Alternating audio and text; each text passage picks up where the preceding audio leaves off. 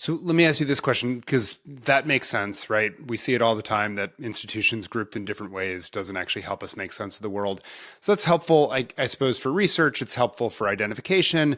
It seems like there's a larger theory of action here, though, at play. How do you anticipate the changes that you're making to the classifications will actually change institution level behavior itself? I know that there are several downstream impacts you expect. I'd love you to sort of play those out for us. Yeah, no, thanks, Michael.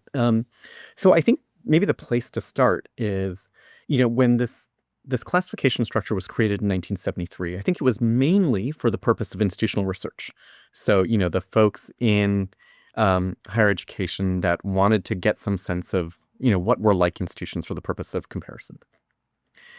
It actually was so successful in terms of it grouping institutions that it ended up being used by all sorts of third parties that we didn't, our predecessors didn't expect them to be used by. So um, the rankings folks, U.S. News in particular, has used the Carnegie classification as the base for their rankings for, the 40 years of its existence.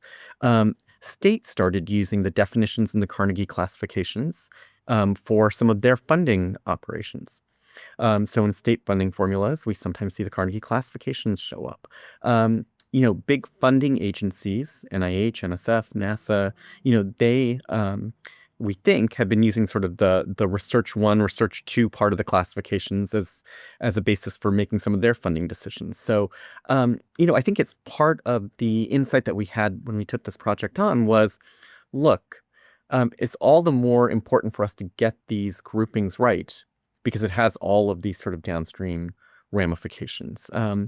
And, sort of separately, I think many of those same agencies said it would be great for us to also be able to get a handle not just on the organization of the institution, but how well those institutions are doing in serving students. So we are hoping that this creation of a sort of a suite of classifications, one that both looks at the degree profiles, the size of the institution, that sort of thing, and then how well those institutions are doing in actually serving students will be much more helpful to, to some of the third parties that are moving capital, to be able to do that in a little bit more of an intelligent way.